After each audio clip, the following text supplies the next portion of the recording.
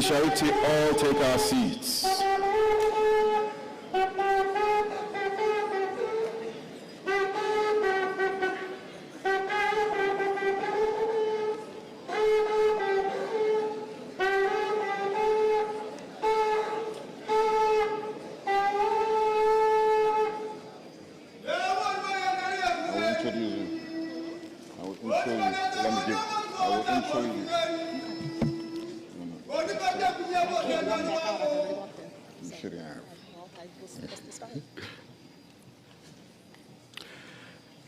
I'll start in Chi.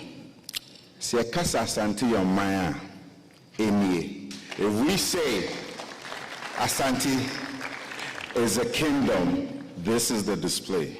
This is what it means. We're honored to be here today. My name is Rudy Kwachi, and I serve as the Chief of Staff for the Millennium Excellence Foundation. And on behalf of the President of the Foundation, the distinguished chiefs, the distinguished paramountcies, the distinguished members of the royal household, we bid you welcome to this great evening. I'll first say thank you to Howard University. You did not relent. You did not. In fact, that thank you needs to come with that.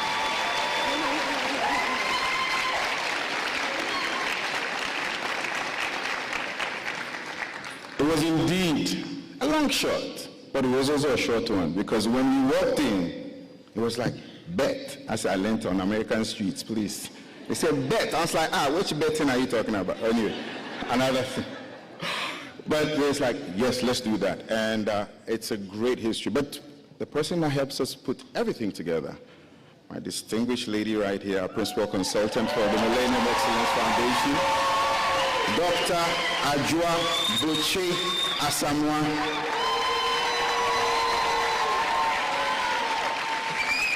And she's here to give us the opening remarks, and we can kick things off. But before that, I'll let her mention her name in full. If she doesn't, she will talk. Your name in full, every one of them. Give me a hug. No. Your name in full. Get out of here. Thank you, my dear friend and partner in this work.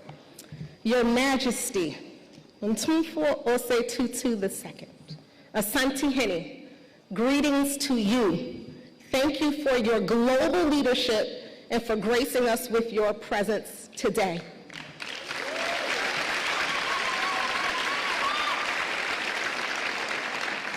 Dr. Anthony K. Ruto, Provost and Chief Academic Officer, to the Assistant Provost and Executive Director of the Ralph J. Bunche International Affairs Center, Dr. Hope, to Congressman Gabe Amo, to the multiple diplomats, our current Ghana to the U.S. Ambassador, His Excellency Victor Smith, to the former Ambassador of Ghana to the U.S. and Chairman of the Royal Visit, and my uncle, His Excellency Kobe Kunson, to the many elected officials, to the university leadership, cabinet members and deans, to the traditional leaders, chiefs and queen mothers, to the president and the chief of staff of the Millennium Excellence Foundation and sponsor of the entire Royal U.S. Visit, to the entire faculty, especially Dr. Greg Carr, Dr. Krista Johnson, and Dr. Talton, to the leaders of our international civic and business organizations, to the members of the GSU, my babies, to the proud students and alum of HU. See, call and response actually survived. To the many family, friends, sorors, frat, my goddaughter Blake, and all gathered here today. Greetings to each of you. Now, I pledge the old way, and I'm African, so we know that the greeting ritual is important. I am Dr. Adra Yanibabi Asamoah, and it is my high honor and distinct pleasure to serve as the MC of this momentous occasion. I should note, the idea to have this here was not mine. That credit belongs to the leadership of the Millennium Excellence Foundation, who in turn tapped me to help inform, shape, and actualize their vision. When asked to serve on the planning committee for the royal visit, there was obviously no hesitation. There was, however, full disclosure. I shared that while I am proudly Professor Butri Asamoah's baby girl born on Monday, I am not an Asante woman, but I am a Khan. And my mother was born in this country and is a descendant of those who survived the African Holocaust. I was quickly and convincingly assured by Mr. Moulton that this royal visit would be rooted in Pan-Africanism. So I am here.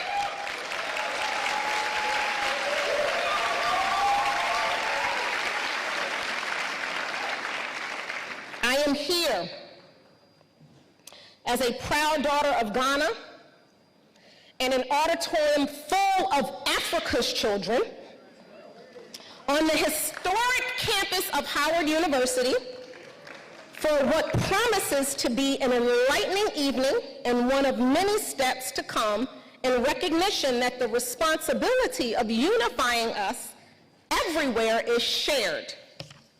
Now, before we hear from the esteemed provost of this institution, let me go through some housekeeping for our time together.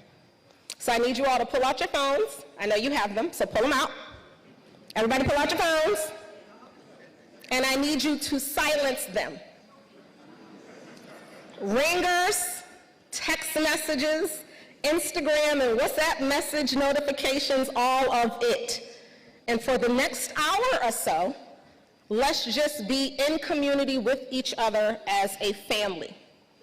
Let's see, the restrooms are downstairs and there is no eating in this venue.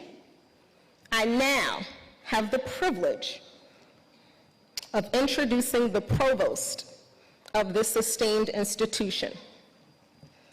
He has held various roles at the university, including Dean of the College of Pharmacy and Assistant Provost for International Programs.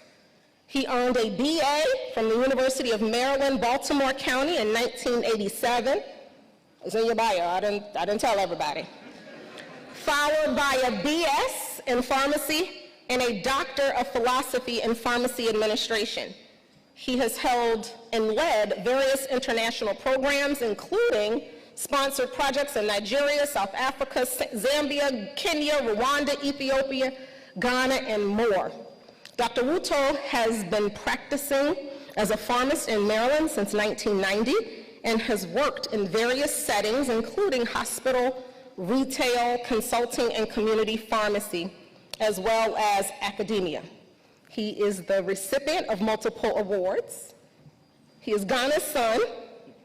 He is an alpha, a husband, and a dad, and he is my new bestie on campus for all that he has done to ensure this event actually happens. So family, join me in welcoming the provost.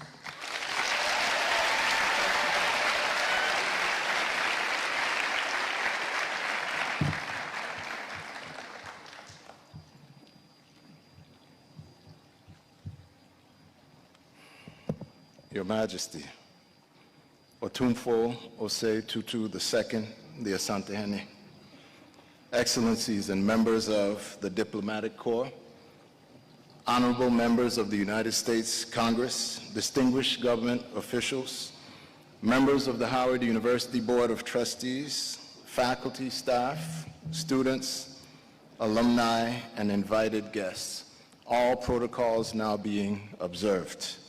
Good evening. On behalf of the entire Howard University community and as a native Ghanaian, it is both an honor and a privilege to extend our warmest welcome to His Majesty Otumfuo Osei Tutu II, the Asantehene and King of the Ashanti Kingdom in Ghana. Your Majesty, your presence on this historic campus is profoundly meaningful.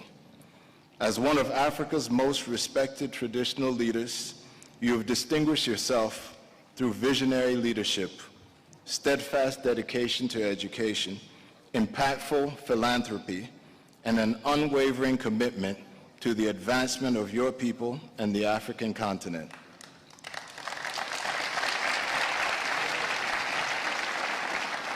Your leadership reflects the values that resonate deeply with Howard University's mission of truth, service, excellence, and global engagement. For nearly 160 years, Howard University has served as a beacon of intellectual achievement and social progress, nurturing leaders who have transformed nations and shaped the global discourse on justice, freedom, and human dignity. Today, we are especially honored to welcome a leader whose legacy similarly reflects a commitment to upholding communities, preserving cultural heritage, and empowering future generations. The relationship between Howard University and Ghana is one grounded in history, shared aspirations, and enduring ties between Africa and the African diaspora. Within 5 years of the founding of this university, in 1872, we graduated our first group of international students, which included one from Prussia, one from the West Indies, and one who listed his address as Cape Coast Castle, Gold Coast, modern-day Ghana. In fact, the fourth president of Howard University, Edward Parmalee Smith, was selected to be president, but unfortunately passed during a mission trip to West Africa and is buried near Accra. Your visit strengthens these connections and reminds us of the importance of cultivating partnerships that advance scholarship, innovation, cultural understanding, and economic opportunity across the globe. We're equally honored by the presence of our distinguished congressional delegation, ambassadors, members of the diplomatic community, and esteemed guests whose participation underscores the significance of this occasion. Together, we celebrate the enduring bonds of friendship, cooperation, and mutual respect that unite our nations, our institutions, and our peoples. Your Majesty, we thank you for gracing Howard University with your presence. We're proud to welcome you to the campus of the nation's premier historically Black university and honored to count you among our distinguished guests. Ladies and gentlemen, please join me in extending a warm Howard University welcome to His Majesty, Otumfuo Osei Tutu II, the Asantehene.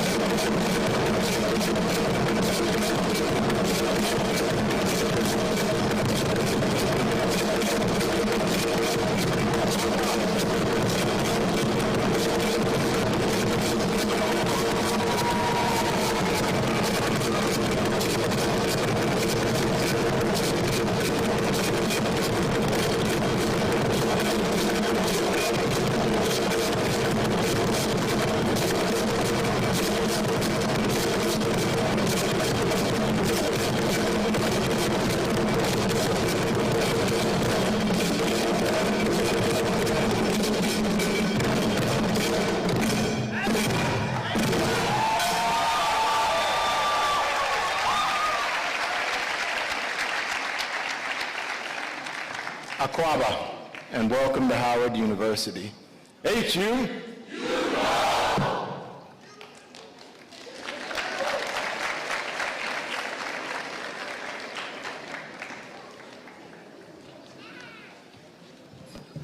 Thank you for that warm welcome to campus.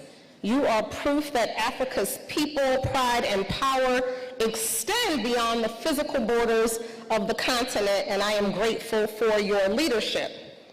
Next up, we have the Dr. Greg Carr.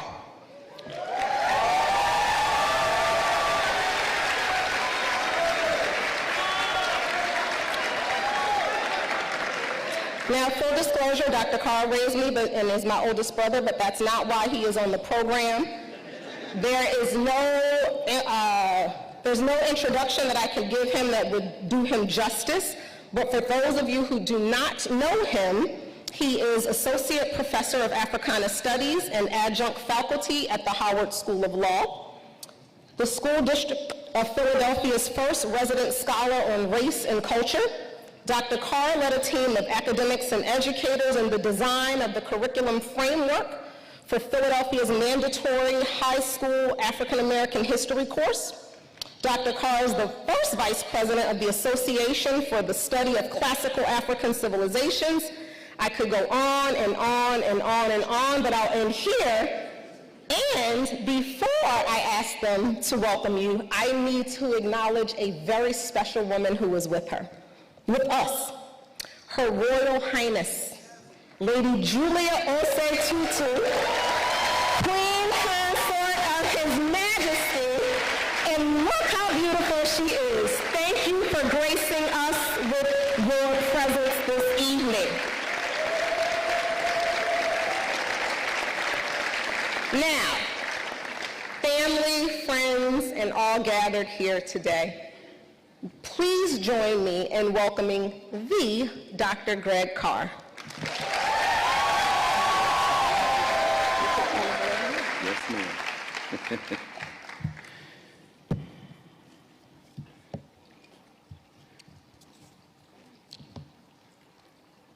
Otumfuo, Madame, welcome. Kwaba. To everyone, as our brother the provost has said, protocol having been established, so everyone here is a dignitary. We have survived after all. We are here, Otumfuo, for your visit. Only the second person to hold fully the name Osei Tutu. From the 17th century, a century older than this country, when this country was working out Articles of Confederation, and we were in chains. There was an Asante Federation.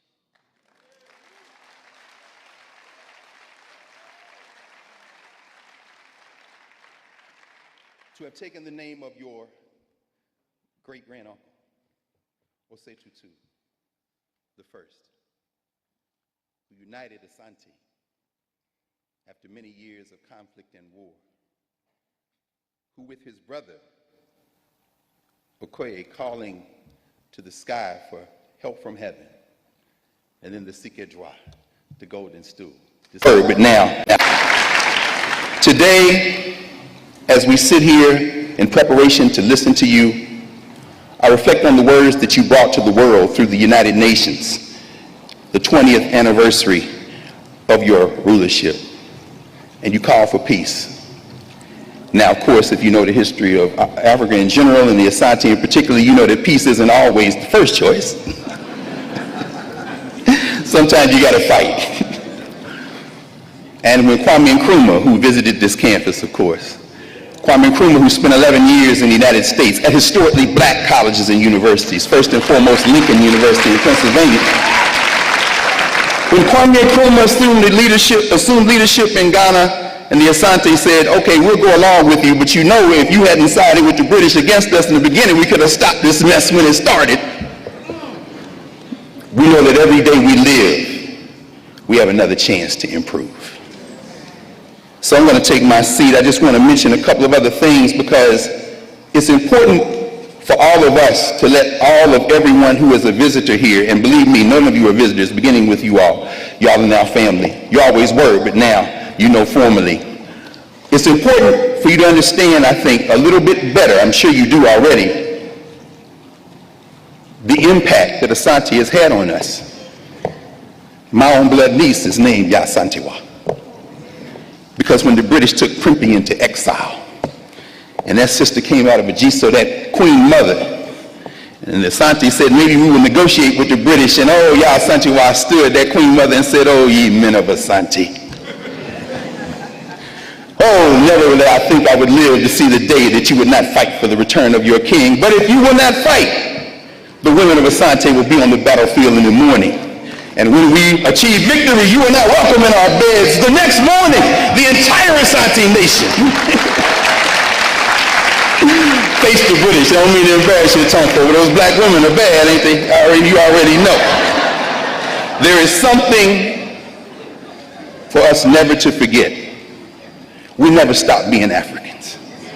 Your visit here strengthens the loop.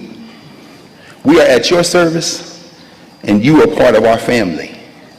So as you stand and we get ready to hear from you, please understand that whether it be Howard or FAMU, whether it be Lincoln or Grambling, whether it be Tennessee State or Oakwood College or everywhere in between, we are sister institutions to Legon and Kwame Nkrumah University of Technology. We are sister institutions to the University of Cape Town and University of the West Indies. We're one big black college, Baba.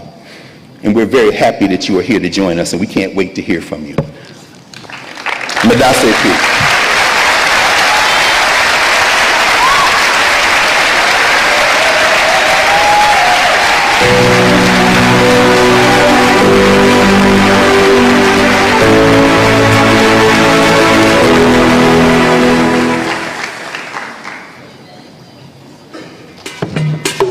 The 16th occupant of the golden stool of the Ashanti Kingdom has made a mark. Among them are conflict resolution, promotion of peace, cultural renaissance, education, infrastructural development, philanthropy, as well as partnership between his kingdom and the state. In this case, the government of Ghana. His ideas caught on with the World Bank. In his 5th year, Otumfuo II became the first traditional ruler or a non-state actor to receive a grant from the World Bank to pursue his objectives. The president then of the bank loved Otumfuo. He respected him. And when Otumfuo said, I would like to get some money to set up schools in Ashanti, he got it. And there were a lot of schools. Ghanaian heads of state have hailed the crucial interventions Otumfuo made in the nation's quest to secure help from the Bretton Woods institutions. If Otumfuo had not been there in Washington at that time to influence his friends to work on IMF, I don't know what would have become of Ghana's budget. And the people may not know. But for that epic success, I tell you, perhaps the economy of Ghana today might not be the same. We wouldn't have made the headway. For one of the times I went to Kumasi and I discussed with him and I said, I know you have contacts, with some of these leaders of international finance institutions. So I want you to get involved and see how you can get us into a program. So he quickly agreed and went to the IMF office and met Lagarde, who was the head of IMF at the time. And she went and talked to him and said, look, my country wants to get into a program. The people are taking too long. These are the issues. Of course, we have briefed him what the issues were. And so Lagarde, said, oh, okay, we'll deal with it. And so she called the mission chief for Ghana and all that and gave them instructions. And then we noticed that things started moving quicker. And then eventually we signed off on the IMF program. He felt that if chiefs were supported to carry out development projects, it will be more permanent than politicians using it as an election gimmick. So the World Bank bought into this idea and granted us a huge facility to do this traditional authority partnership with the World Bank. A bid to host the headquarters of the African Continental Free Trade Area. When Otumfuo waded into those waters upon the request of government, Ghana got it. We had 7 very strong countries that put in their bids. And that included Egypt, Eswatini, Ethiopia, Ghana, Kenya, Madagascar, and Senegal. Now, as the leader of the planning team for pushing Ghana's bid, I decided that in view of the intensity of the competition ahead of us, that it would be very critical for me to mobilize the entire cabinet and senior government officials to put their weight behind this campaign. But it needed to go beyond government officials.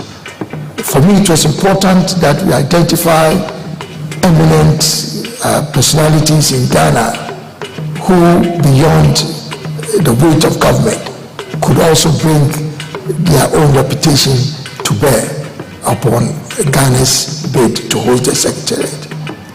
And obviously, one of the decisions that we made as a planning team was to respectfully request through His Excellency the President that His Majesty, His Royal Majesty, the Asantehene, also lend his weight to the campaign. They needed Otumfuo to use his good offices and his extensive network to assist Ghana to be selected as host of the Secretariat. Then the idea also came that he could send me as an emissary to go. So I was wearing a double hat as an emissary of government and as emissary of the king. And we put up our case that despite our pedigree when it comes to continental matters, Ghana has never hosted any of the AU organs or bodies. So it was one of the trump cards in our arsenal that we used to push for the Secretariat. A fratricidal conflict broke out in Dagbon in the northern region of Ghana in 2002. It was a bloodbath that claimed the life of a traditional ruler and many others. But the sides to the conflict rejected the state's direct role in the resolution of the crisis. Asantehene, chosen by President Otumfuo to be the lead mediator, funded the peace mechanism for 17 years before peace was restored in the tenure of President Akufo-Addo. Asantehene also eased tensions between sitting and former presidents of Ghana and committed all key political stakeholders to a peace declaration prior to election 2012. These caused the UN to invite him to attend the 73rd UN General Assembly meeting in New York to speak. In this climate, I suggest that the UN family cannot afford to remain glued to the established order without seeking pathways of reaching out to establish appropriate links capable of exerting the right influence in the quest for peace and security. I speak here particularly of Africa.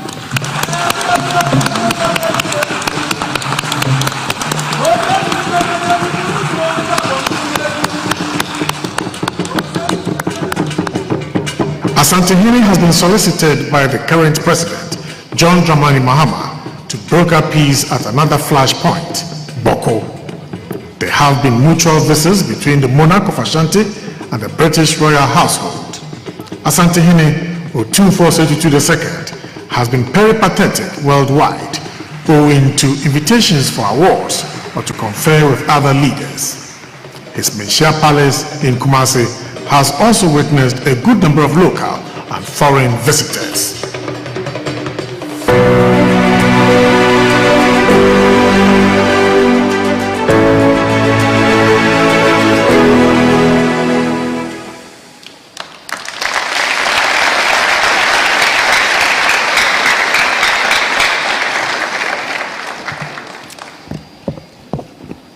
This is why the Asantehene is known affectionately as the Pillar of Peace.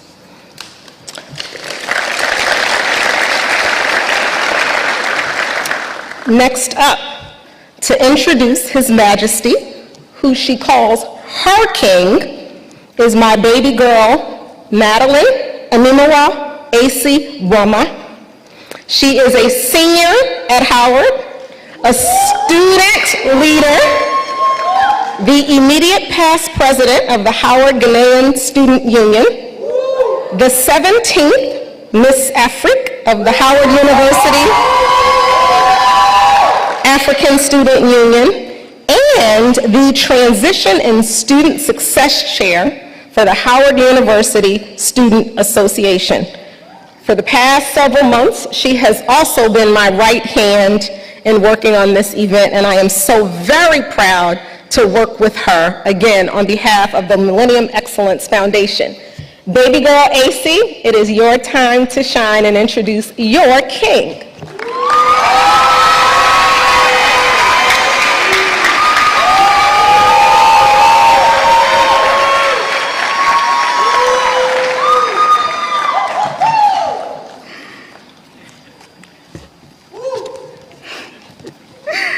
Good evening. My name is Madeline Animawa AC Bwama. I am a senior chemistry major, biology and maternal and child health double minor from Charlottesville, Virginia, by way of Kwawu, Ghana.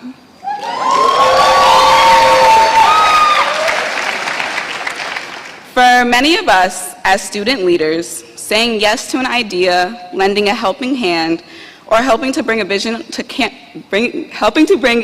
to life on campus is simply part of what we do. But what we cannot always anticipate is what the magnitude of a simple yes may turn into.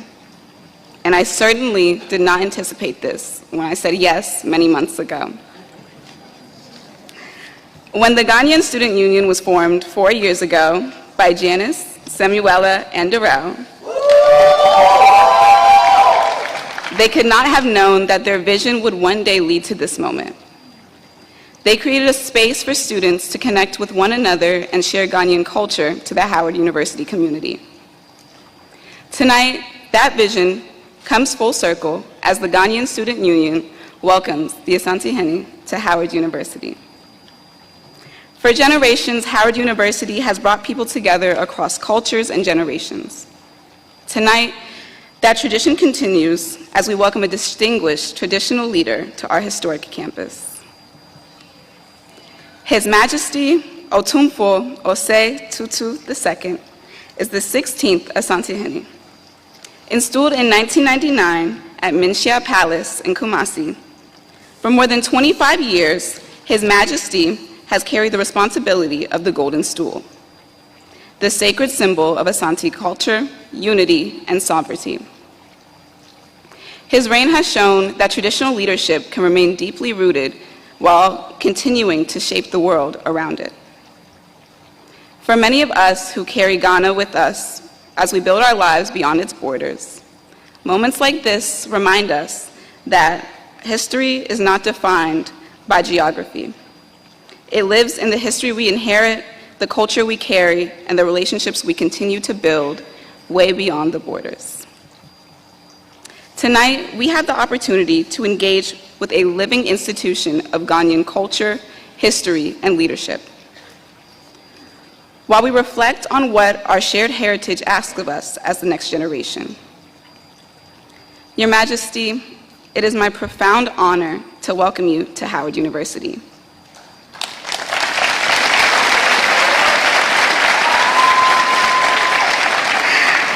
On behalf of the Howard University Ghanaian Student Union, the Howard University community, thank you for joining us at the Mecca. Please rise if you are able and join me in welcoming His Majesty Otumfuo Osei Tutu II, the 16th Asantehene. Asantehene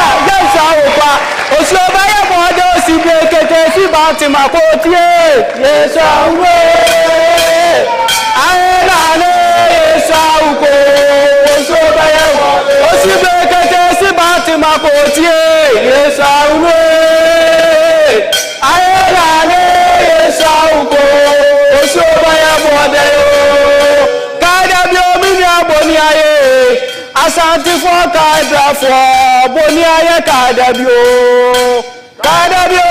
boniaye Asantehene kadafo boniaye kadabio minia boniaye nana die waye Asante beka wo wayine kadabio boniaye Asantehene kadafo boniaye kadabio.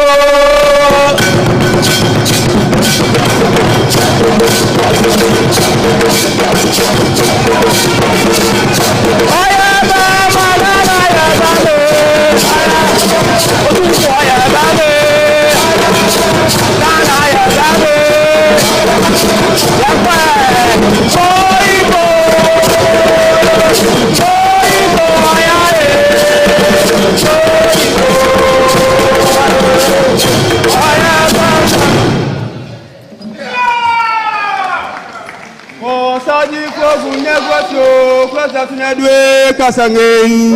Otumfuo nyagwaso kwasa tinadwe kasangeni. Kotokoni kase krobiaine kasangeni. Kotokoni kase krobiaine kasangeni. Mema krobia iri fi agumani kotokungeni. Mema krobia iri fi agumani kotokungeni. Asante chanti otumo champion fungeni. Asante chanti otumo champion fungeni. Asante siesiebo simenditien. Asante siesiebo simenditien. Krobia santinedwe kasangeni. Krobia santinedwe kasangeni. Osatu tori yerisio.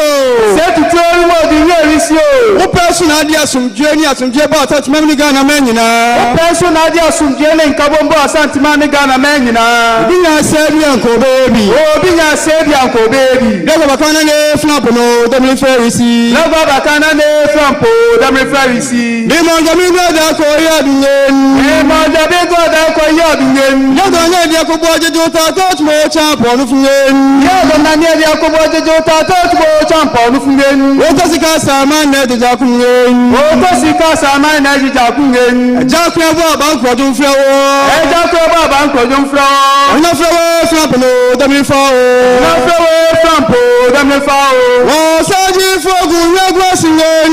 Osaji fogu nyagwa singen. Okwasa tunadwe kasangen. Okwasa tunadwe kasangen. Okubede okobra demli fao kunyagwa si ajuna chemewa.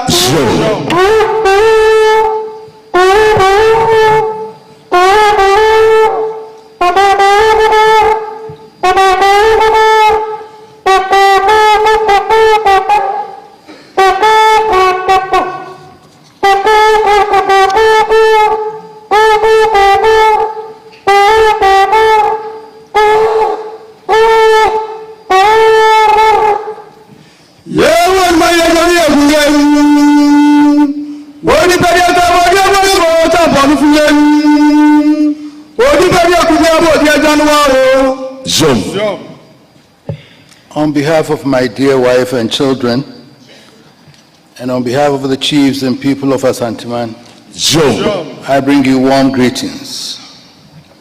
I'm deeply honored to stand before you at Howard University today, an institution whose history occupies a distinguished place in the intellectual, political, and social advancement of people of African descent.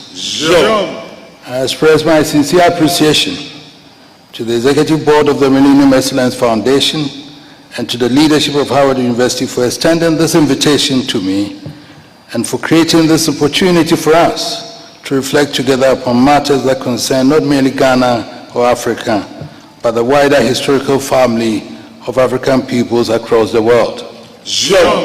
Howard University is more than an institution at which knowledge is transmitted and academic degrees are awarded. It is an institution of memory, intellectual courage, social responsibility, and service.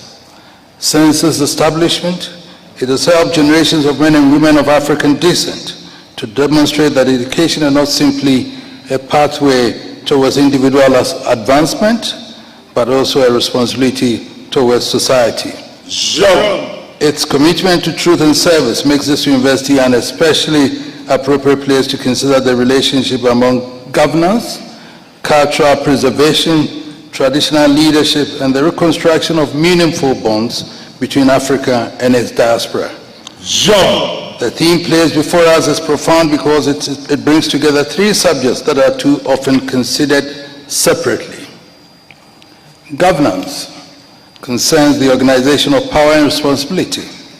Culture concerns the meaning a people give to their existence. And the diaspora concerns the survival of identity across geography, displacement, and historical rupture.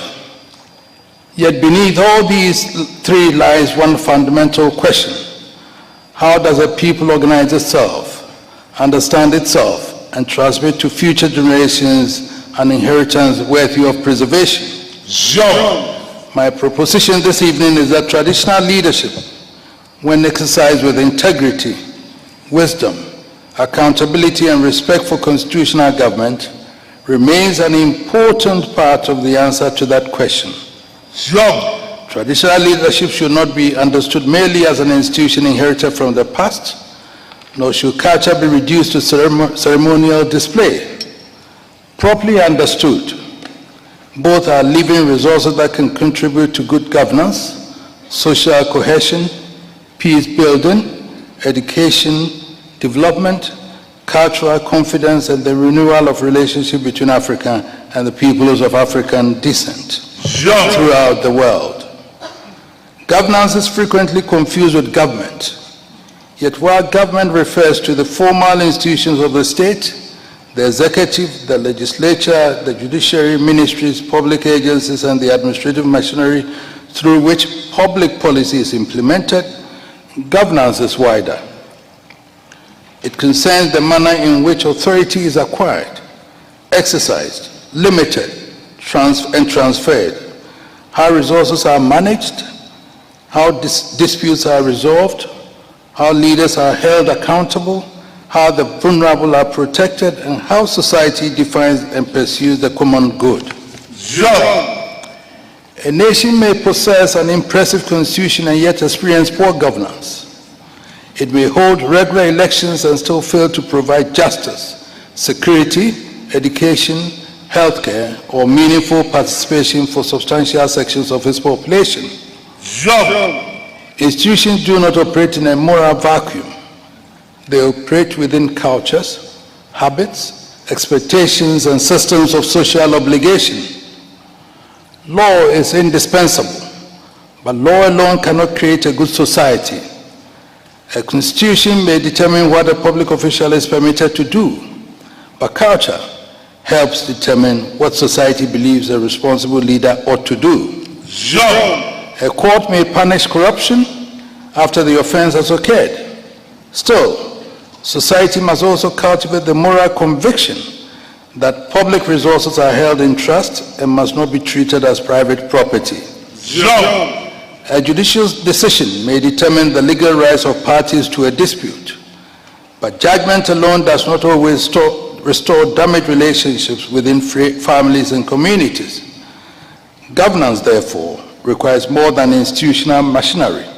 It requires legitimacy, trust, moral restraint, memory, and shared expectations, as well as citizens and leaders who understand that rights are inseparable from obligations and that power is inseparable from responsibility. Traditional African political systems understood this relationship between authority and moral obligation in ways that deserve serious academic attention. Leadership was rarely conceived merely as the possession of unrestricted power. The ruler was expected to protect the community, administer justice, preserve the land, defend the vulnerable, and maintain the people's inheritance. Authority was therefore accompanied by responsibility, and that principle remains relevant to our modern world. Power, separated from responsibility, becomes dangerous.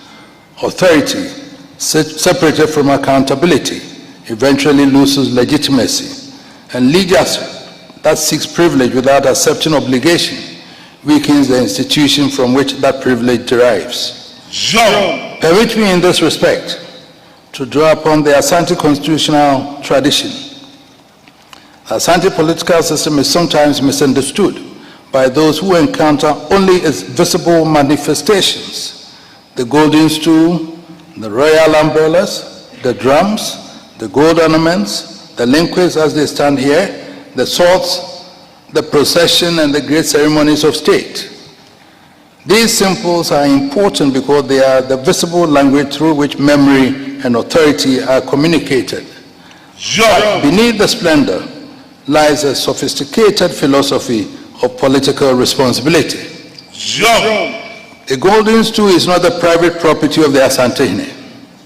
It represents the unity, identity, historical continuity, and collective spirit of Asanteman. The Asantehene is therefore not the owner of the nation, but its custodian, and that distinction is fundamental. The occupant of the golden stool receives an inheritance that existed before him, and which must endure after him. He holds authority temporarily, but he holds the people's heritage in trust. The land, institutions, memories, and moral obligations associated with the stool cannot legitimately be reduced to the personal interest of the individual who occupies it. Sure. Because from this perspective, leadership is a form of trusteeship. The idea of trusteeship contains an important lesson for all systems of governance. We hold office temporarily. We inherit institutions from those who came before us. And although we exercise authority in the present, our decisions affect people who are not yet born. The leader who consumes everything for the advantage of the present generation has misunderstood the nature of stewardship. This principle has particular agency in an age of environmental degradation, uncontrolled exploitation of natural resources, and political decision-making dominated by short-term considerations. We did not create the rivers, forests, land, and ecological systems that sustain us. We inherited them. And whatever our authority may be today, we have no moral right to destroy the inheritance of generations unborn. Traditional governments also reminds us.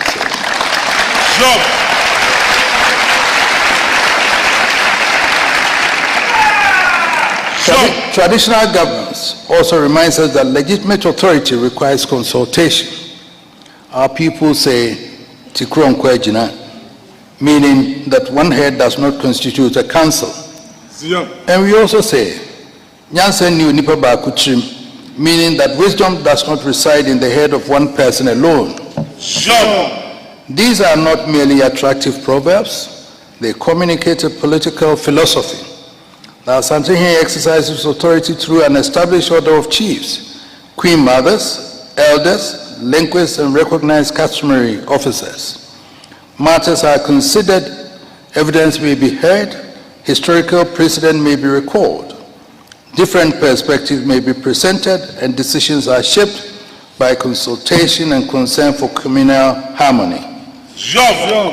Consultation does not mean that leadership has no authority, nor does listening diminish the dignity of the leader. The leader who refuses to hear contrary opinion eventually becomes imprisoned by those who tell him only what he wishes to hear. Responsible leadership must therefore create room for difficult truth. The modern world sometimes equates decisiveness with refusing consultation, but our ancestors understood differently. They knew that the strength of a decision may depend upon the quality of deliberation that precedes it. This does not mean that traditional institutions should be romanticized, because no institution, traditional, political, religious, or academic, is beyond criticism or reform. And antiquity alone does not confer moral perfection. Traditional authority must justify its continuing relevance through service. A chief who is concerned only with ceremony, privileges, titles, and public honor gradually diminishes the institution he represents. At the same time, a traditional ruler who listens to his people, protects community resources, promotes education, mediates conflict, assists the vulnerable, and responds to contemporary challenges strengthens both tradition and society. Traditional leadership in the 21st century cannot therefore be limited to festivals and ceremonial occasions. It must be capable of responding to educational inequality, unemployment, environmental degradation, land disputes, public health emergencies, community conflict, and the anxieties of young people. The palace must remain a guardian of memory, but it must also become a workshop for the future. This requires traditional institutions themselves to accept reform, because tradition must never become a shield behind which injustice, corruption, exploitation, or arbitrary authority are protected. The dignity of women and children must be defended. Young people must be heard. Persons with disabilities must not be marginalized. Community resources must be managed responsibly. Land administration must be transparent, and succession and customary processes must be conducted with integrity. The proper defense of tradition is therefore not an insistence that nothing should ever change, but the capacity to distinguish between enduring principles of an institution and those practices that require reconsideration. A tree survives because its roots hold firmly to the soil, but it also survives because its branches respond to the wind and reach towards the light, and so must our institutions. This brings me to culture. Culture is frequently treated as entertainment, appearing at festivals, tourism events, diplomatic ceremonies, and national celebrations, while being too often absent from serious conversations about development, governance, and the future of society. This is a mistake, because culture is not merely music, dance, clothing, food, and ceremony, important though these are. Culture includes language, morality, historical memory, family organization, spirituality, political philosophy, customary law, artistic knowledge, methods of conflict resolution, environmental understanding, and ideas about what constitutes a good human life. Culture tells the people who they are and provides the intellectual and moral vocabulary through which people understand birth and death, childhood and adulthood, marriage and family, authority and responsibility, suffering and hope. A society that loses confidence in its culture eventually loses confidence in itself. But cultural preservation does not require us to free society at some imagined moment in the past. Culture is not a dead object to be placed behind glass. It is a living inheritance that must be understood, practiced, questioned, renewed, and transmitted. Modernity must not be confused with imitation. Africa should learn from the achievements of other civilizations and adopt useful technologies, scientific discoveries, sound administrative systems, and institutions that improve human life. But participation in the modern world should not require us to abandon our own languages, intellectual traditions, and historical consciousness.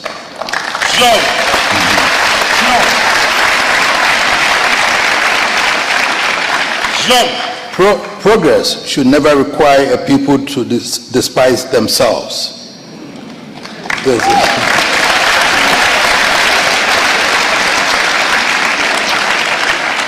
This is why the preservation of African languages deserves urgent attention.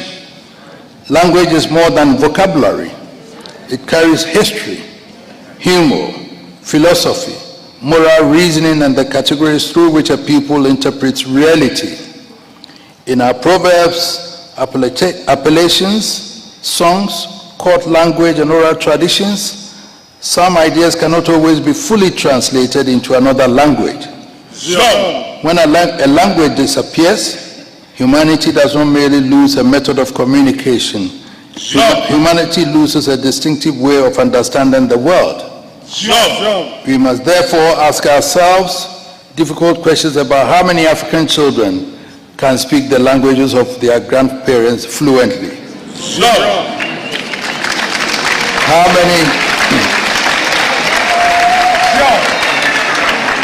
How many, and I must confess, my children have been taught how to speak, and now they are speaking Twi regularly.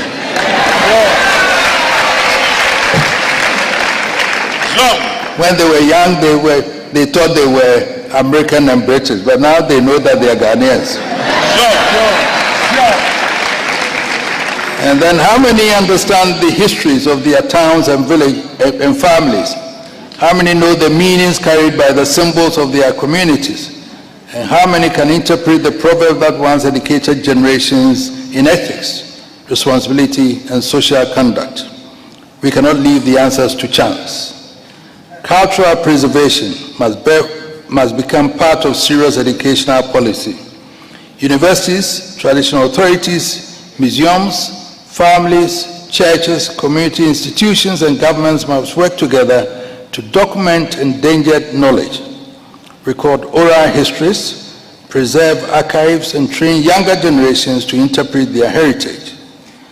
Technology must become an ally of cultural preservation. Our generation has tools that those before us could scarcely imagine, allowing voices that once existed only in human memory to be preserved, manuscripts to be digitized, historical photographs to be restored and archived, oral histories to be recorded, and endangered languages to be documented and taught across continents. Preservation must, however, remain ethical because not every sacred object, ritual, or body or traditional knowledge is intended for unrestricted circulation.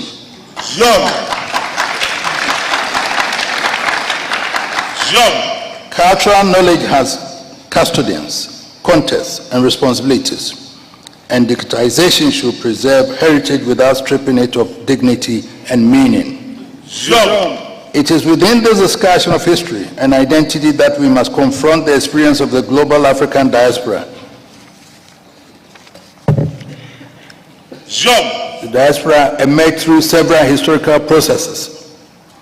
Some Africans left the continent voluntarily in pursuit of education, commerce, employment, and opportunity.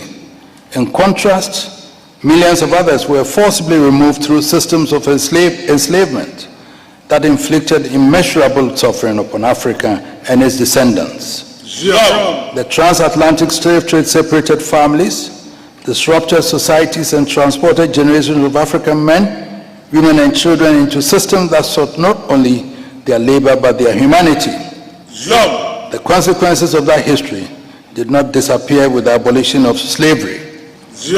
They remain visible in questions of race, inequality, economic exclusion, cultural displacement, and the continuing struggle for equal citizenship and dignity. Yet the history of the African diaspora cannot be written only as a history of victimhood, because it is also a history of survival, resistance, intellectual achievement, political courage, scientific innovation, and cultural creativity. Those who crossed the Atlantic under conditions of extreme violence carried more than their bodies. They carried memory, spirituality, rhythm, agricultural knowledge, artistic traditions, and ideas about family and community. And the conditions designed to raise them, they recreated themselves. And across Americas, the Caribbean, Europe, and elsewhere, African-descended communities transformed societies that had often denied them equality.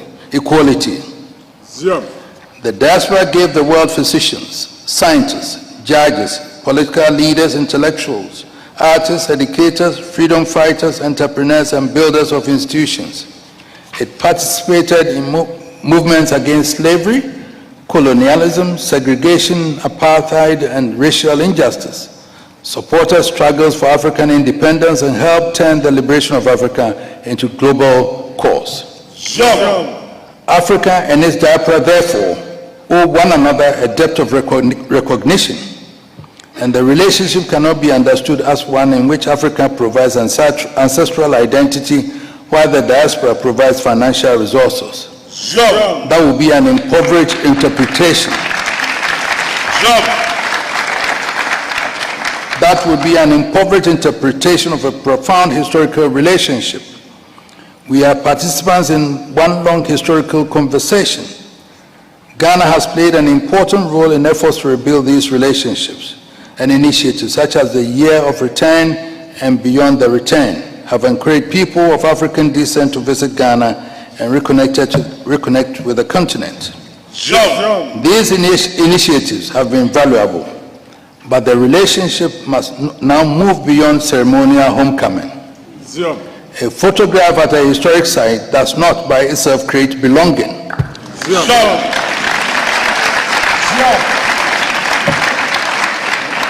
An African name does not by itself create belonging.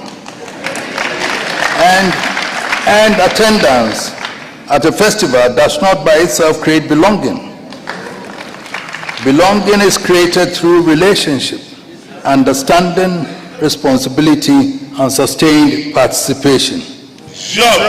The Akan concept of Sankofa invites us to return and retrieve what is valuable from the past. But Sankofa does not ask us to remain permanently facing backwards. We recover memory to move into the future with greater wisdom. And the next phase of African-diaspora relations must therefore move from symbolic return towards substantive partnership.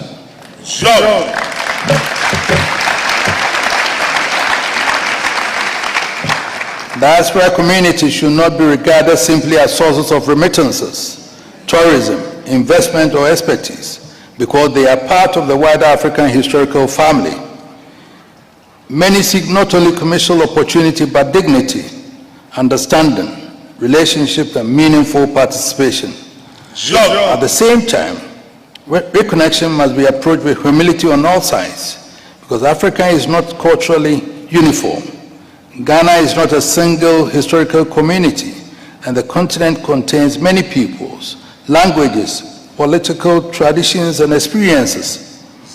Identities formed in the Americas, the Caribbean, and Europe under slavery, segregation, and racial discrimination developed within circumstances different from those in which ethnic, linguistic, and national identity developed within Africa. We must therefore listen to one another. Continental Africans must listen seriously to the experiences of racial injustice, cultural displacement, and historical dispossession carried by the diaspora communities. At the same time, members of the diaspora must also listen to Africa's experiences of colonialism, political struggle, poverty, state building, conflict, and development. Neither side should claim exclusive ownership of African identity.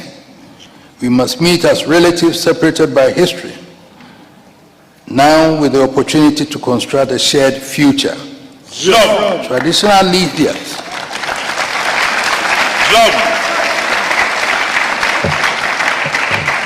Traditional leadership can contribute significantly to this process because traditional institutions carry historical continuity in ways that governments cannot always provide. Governments can create diplomatic frameworks, immigration systems, investment policies, and legal structures, while traditional institutions can provide cultural interpretation, community entry, historical context, and a sense of belonging. The responsibility must, however, be exercised with integrity. The reconnection of the African family must never become a marketplace in which belonging is sold. Traditional titles must not become commercial rewards. Historical claims must not be invented to satisfy emotional expectations. And sacred institutions should not be trivialized for tourism or spectacle.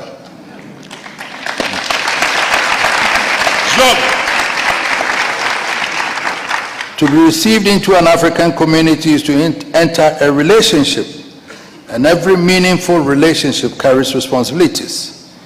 If the diaspora is to reconnect meaningfully with Africa, then reconnection should contribute to education, cultural preservation, enterprise, community development, scholarship, and mutual understanding. Traditional institutions can help establish processes for community engagement and protect diaspora visitors and investors from exploitation.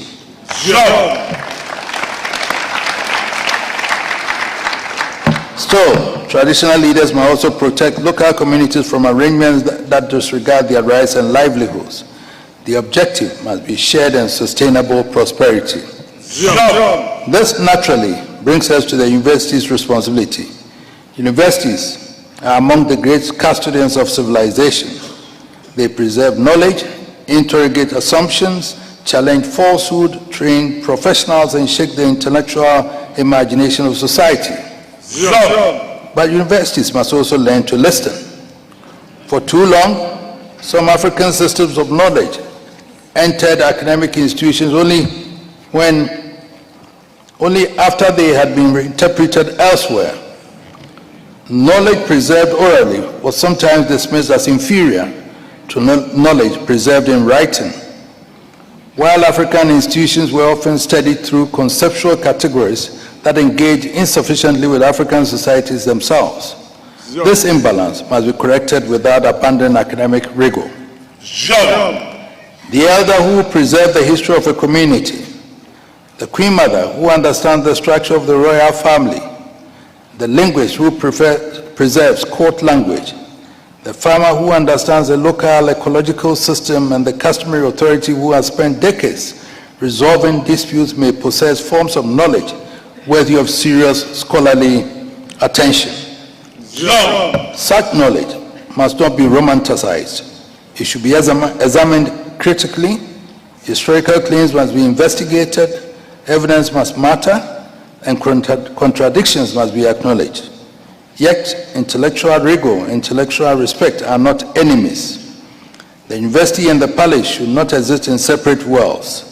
The university can assist traditional institutions in documenting histories, preserving archives, strengthening administration and evaluating development programs, and preparing younger generations for leadership. In contrast, traditional institutions can help universities understand the cultural, moral, and historical environments within which African societies operate. Scholarship within community. Scholarship without community can become detached. Tradition without scholarship can become vulnerable to distortion. When the two cooperate, knowledge becomes both rigorous and socially meaningful. It is in this spirit that I believe Howard University, Ghanaian institutions, and traditional authorities can build a serious program of intellectual cooperation.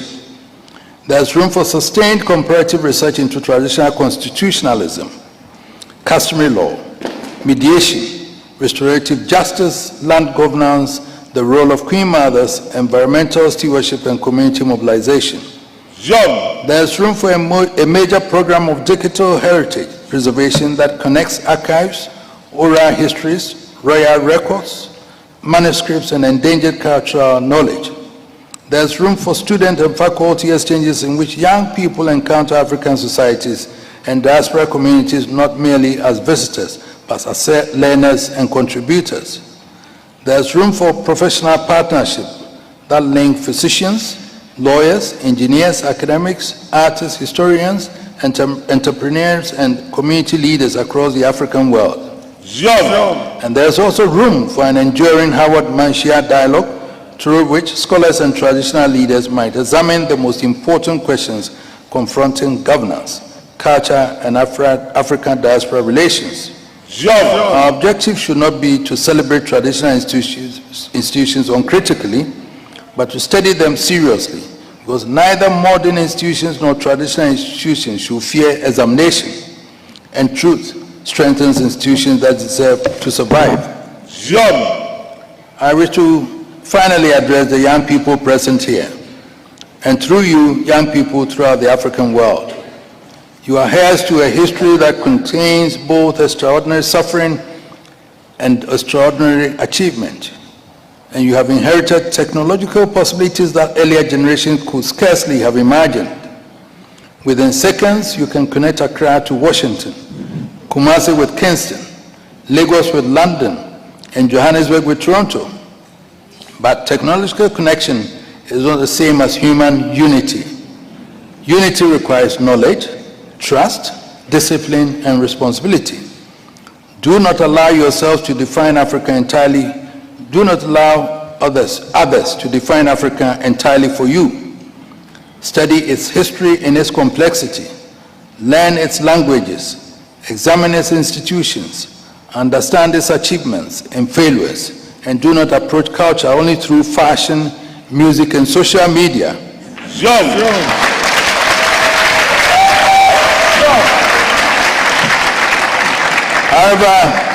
However valuable these expressions may be, heritage requires deeper engagement. At the same time, you should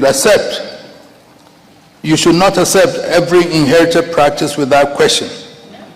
Yes, because respect for tradition does not require intellectual silence.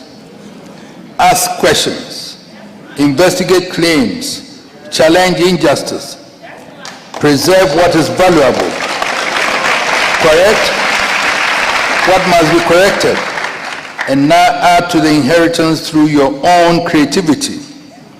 The future of African culture will not be secured by elders alone.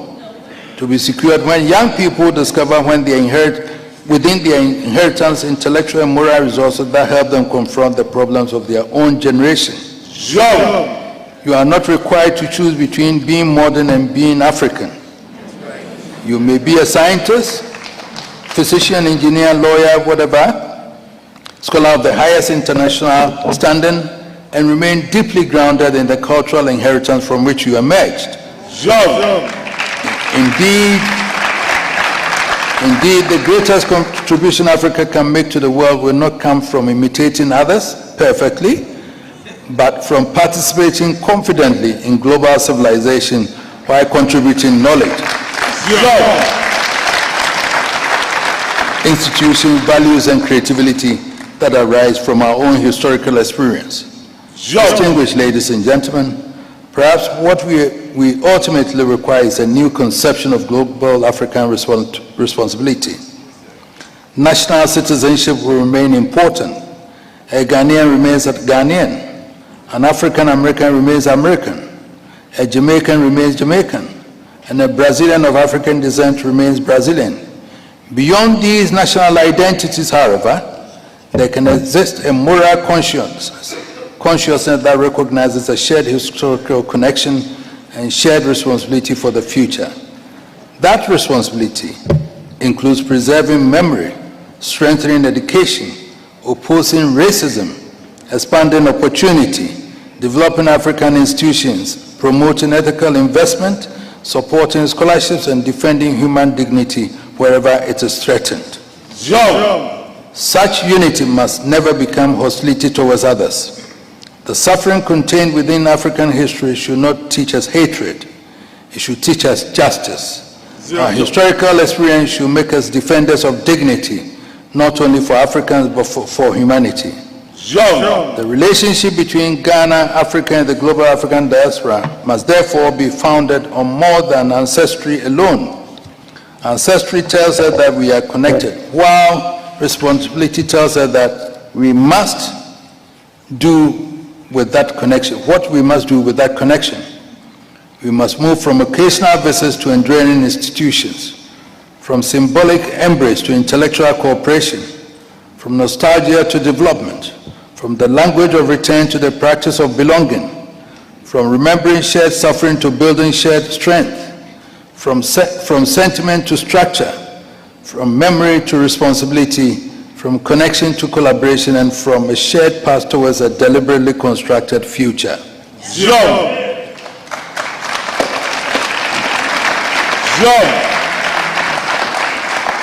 There is an Akan proverb which says,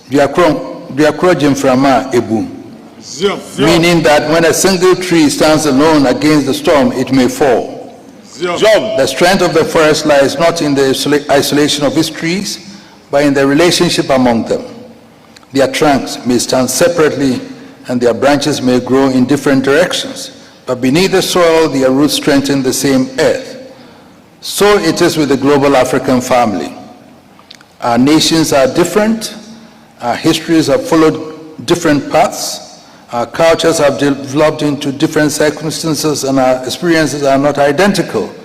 But our futures can be strengthened through deliberate cooperation. There's another proverb, meaning that one hand cannot lift a heavy load. The work before us is too great for one nation, one university, one government, and one traditional institution or one generation. Africa cannot undertake it without its diaspora. The diaspora cannot undertake it without meaningful engagement with Africa. Traditional leadership cannot undertake it without scholars and young people. Universities cannot undertake it without communities. And governments alone cannot undertake it without the confidence and participation of the citizens. We must therefore live the load together, preserving culture not because we are afraid of the future, but because a people who understand themselves can enter the future with confidence. Strengthening governance, not simply to make institutions more efficient, but to make authority more accountable, humane, and just, and ensuring that traditional leadership remains worthy of respect by making service, integrity, and responsibility the foundations of its legitimacy. Let us strengthen the bonds between Ghana and the global African diaspora, not merely through ceremonies and declarations, but through scholarship, education, investment, cultural preservation, service, enterprise, healing, and enduring human relationships. Let the palace and the university meet not as rivals, but as partners in the pursuit of knowledge. And let Africa and its diaspora meet not simply as people reunited by memory, but as partners committed to building institutions that would outlive us. Let our young people inherit not only the stories of what our ancestors endured, but also the confidence to create what our ancestors could only imagine.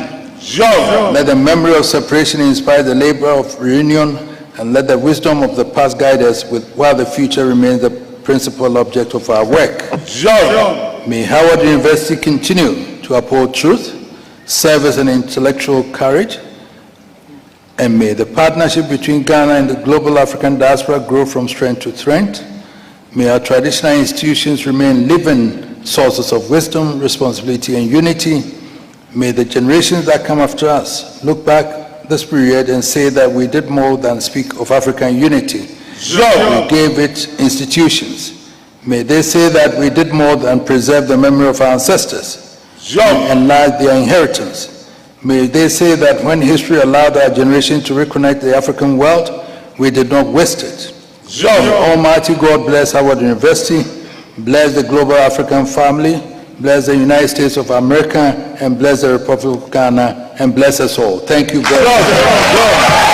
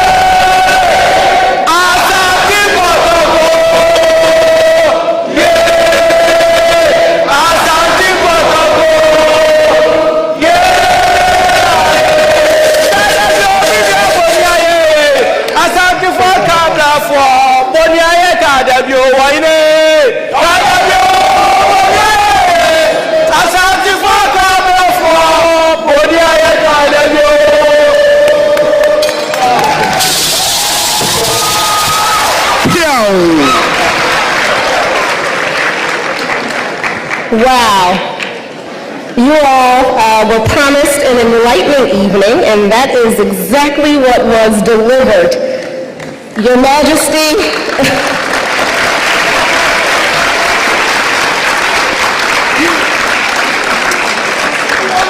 you underscored the critical importance of accountability as it is related to governance.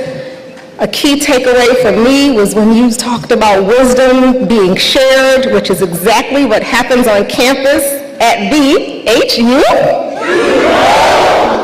And we are so eternally grateful for your presence here this evening. Thank you so much for imparting such wisdom.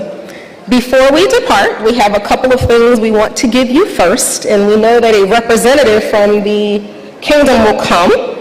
First, we have our provost who wants to share something before we close, and then we will be followed by 2 other of our fellow Black stars.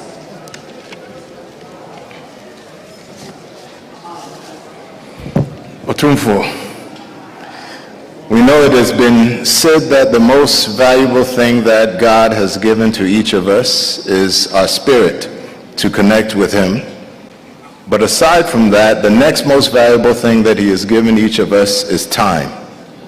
And so, on behalf of the entire Howard University, we want to give you this gift of a Howard University clock, which will memorialize the time that you have spent with us this evening. Thank you.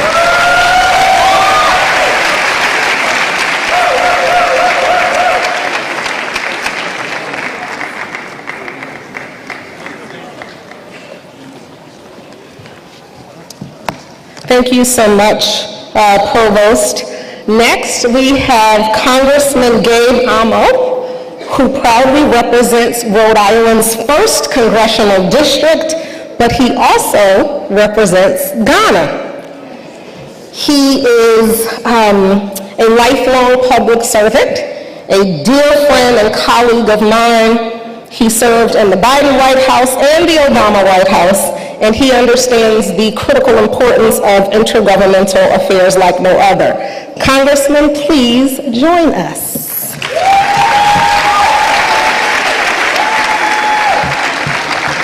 Your Majesty, that was a remarkable address. I'm so humbled, proud, and honored to be here with you. I come to you as a member of the Congressional Black Caucus,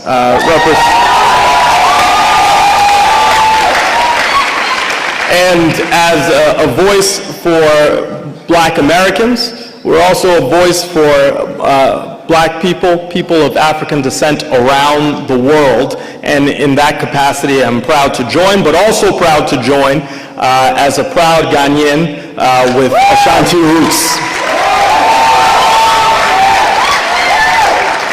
And so I want to present this certificate of special recognition, this proclamation, to His Majesty, Otumfuo Osei Tutu II, the Asantehene, in recognition of your distinguished service to the people of Ghana and your enduring commitment to unity, progress, and strengthening connections throughout the global diaspora.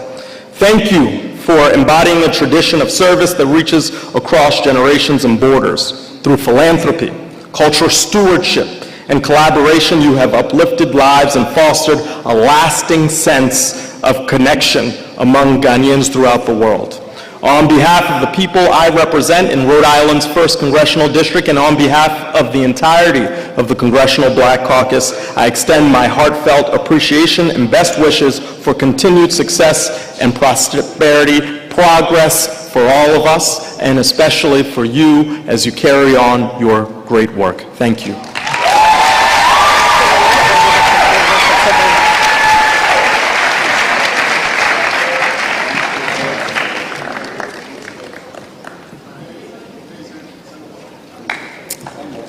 And last,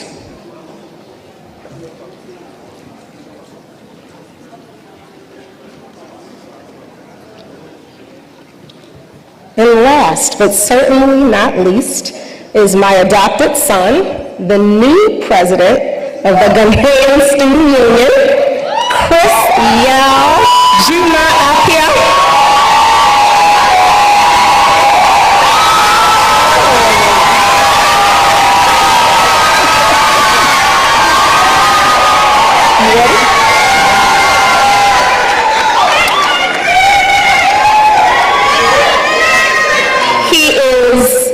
A Dean's List student here at Howard University.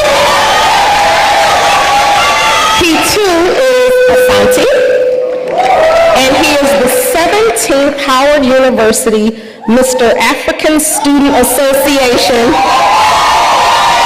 and he has been the perfect partner in working on this event. So son, please do your presentation. Thank you.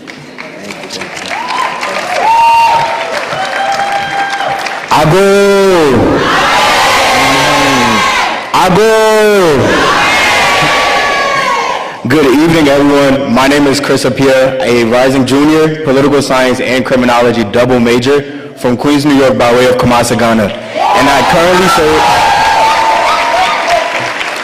currently have the opportunity of serving as the current 2026 to 2027 Ghanaian Student Union President as well. Your Majesty, as a proud member of the Asante tribe and the sitting president of the Howard University Ghanaian Student Union, it is truly an honor to present to you this gift on behalf of the entire GSU. It symbolizes the unity, pride, and commitment we share as Ghanaian students at Howard University, who strive to cultivate an environment where we can build meaningful relations and support the overall growth of the Ghanaian community here in DC. We consistently seek to share and celebrate the richness of Ghanaian culture on campus and with the broader Washington, D.C. environment as well, too. Your presence here today is a powerful reminder of the very values we strive to uphold here at the Mecca and in every room we enter. Again, Otumfuo Nana Osei Tutu II, Akwaba and Yedawase.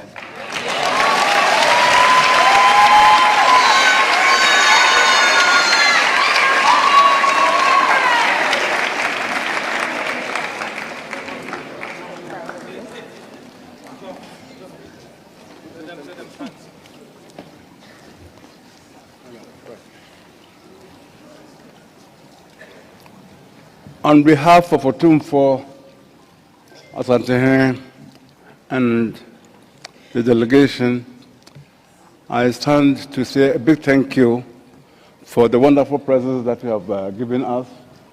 They will indeed serve as a lasting memento of our visit to Howard University. And it's going to mark beginnings of a long-standing relationship between Menchia Palace and Howard University.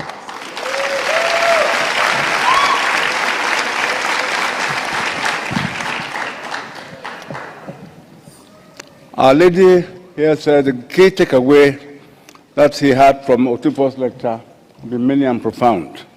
And I think the key takeaway that we also have is the Africanness of Howard University. And Menchia Palace will do everything in its power to ensure the continuity of this Africanness. And I think there should be a reciprocal relationship from Howard University to Menchia, so that in the long run, in Sako and Saba, the hand go, the hand come, and then going and coming makes the cloth weaving more perfect. Thank you very much.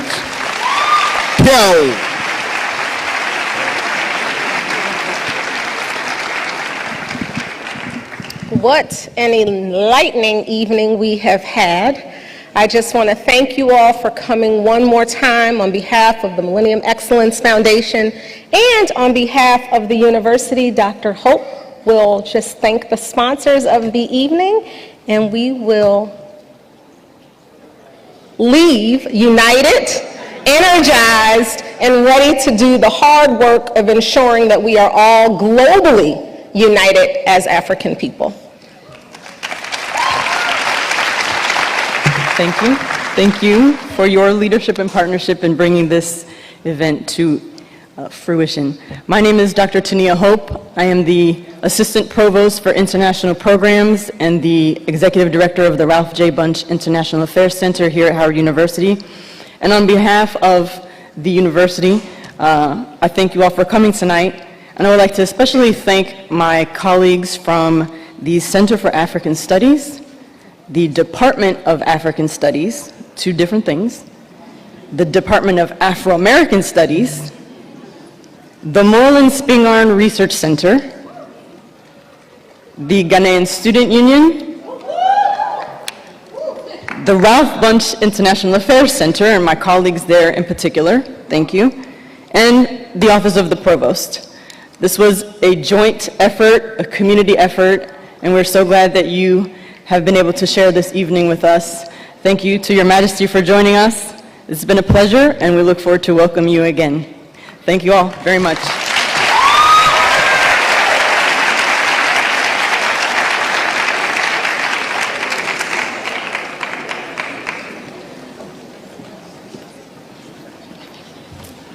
What a profound lecture. And I hope that every one of us took notes on our phones, on papers, because I heard two things. Tikro Nkwejina. And Tikro Nkwejina. And also, wisdom is shared, it doesn't reside in the head of one. And our collective merging of our wisdom will let us scale every problem that we have. Nana, thank you for bestowing on us wisdom today. He deserves a bigger round of applause.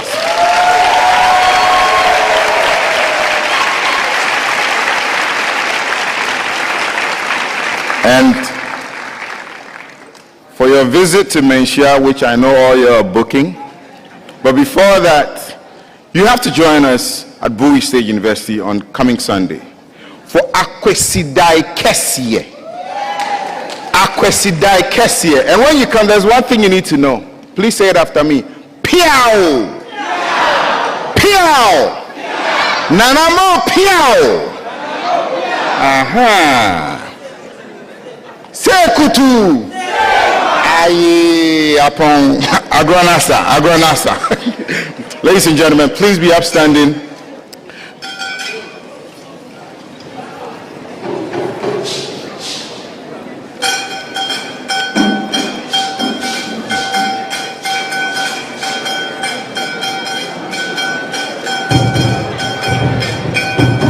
All our photo staff, please clear the way.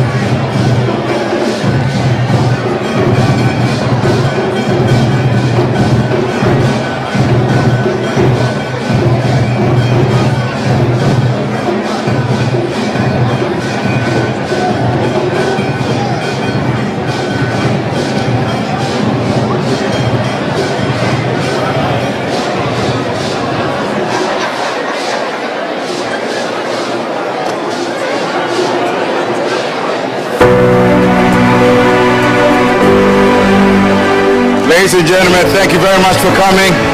Reminding you that at the MGM National Harbor on Thursday and Friday, the Millennium Excellence Foundation and Menchia Palace will present to you the Africa Business and Investment Summit. There's $4 billion of deals going back to the continent. Make sure you're there. And also on Saturday, the Millennium Excellence Awards has some glittering awards and celebration coming on at the Warner Theater. You are proudly invited. Go to mefafrica.org, cop a ticket, get an invitation, and join us. Have a